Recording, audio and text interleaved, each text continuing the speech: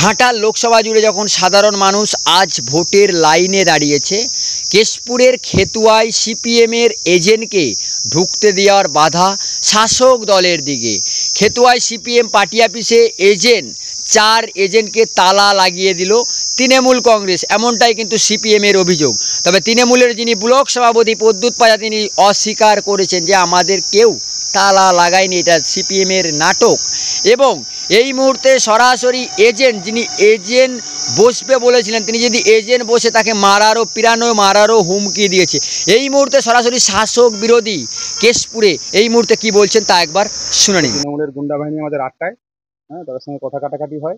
তারা বলে গায়ের জোরে আমরা বসতে দেবো না, আমরা ক্ষমতাতে আছি। আমরা বললাম ভোট লুট করতে দেবো না, প্রয়োজন হলে আমরা জোর করেই বসবো। সঙ্গে সঙ্গে ওরা গোটা অঞ্চল থেকে ওদের গুন্ডা বাহিনীদের ডাকে। গুনা নায়ক মহারাজপুর, পোকা আচার্য রানিয়র, এতদিন পর্যন্ত। কিন্তু আজকে দেখলাম অন্য ছবি, সঙ্গে সঙ্গে তারা গিয়ে চ্যালেঞ্জ করে। তাদের সঙ্গে কথা কাটাকাটি হয়।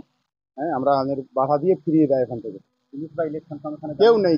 আমাদের অভিযোগ মূলত আমাদের আজকে এজেন্ট পক্ষ থেকে এজেন্ট থাকার জন্য আমরা কালকে রাত্রিতে অফিসে ছিলাম, তার প্রস্তুতি নিচ্ছিলাম এজেন্ট থাকার জন্য। তখন রাত্রি 9টার পর থেকে তৃণমূলের বাইক বাহিনী, গুন্ডা বাহিনী সহ প্রায় 70-80 জন লোক আমাদের এজেন্টদের বাড়িতে গিয়ে বাড়ির লোকেদেরকে ধমক চমক এবং আমাদের পার্টি অফিস চত্বর ঘেরাও করে রেখেছিল।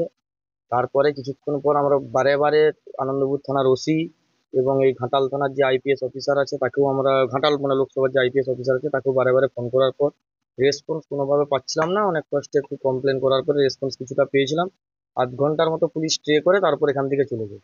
তার পরবর্তীক্ষণেই দেখি তৃণমূলের আবার গুন্ডা বাহিনী এসে আমাদের পার্টি অফিসে তালা ঝুলিয়ে দিয়ে চলে যায়, যাতে আমরা না এজেন্ট বসতে পারি।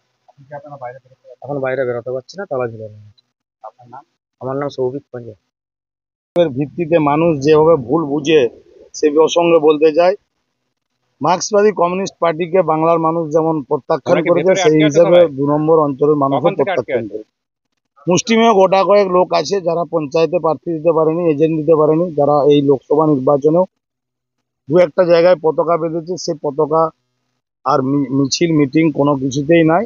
তাই স্বাভাবিকভাবে এজেন্ট দিতে পারেনি দলের কাছে, তাদের যা কিছু জানাতে হবে, তাই তারা এই অভিযোগ করেছে। অভিযোগ সর্বৈব মিথ্যা।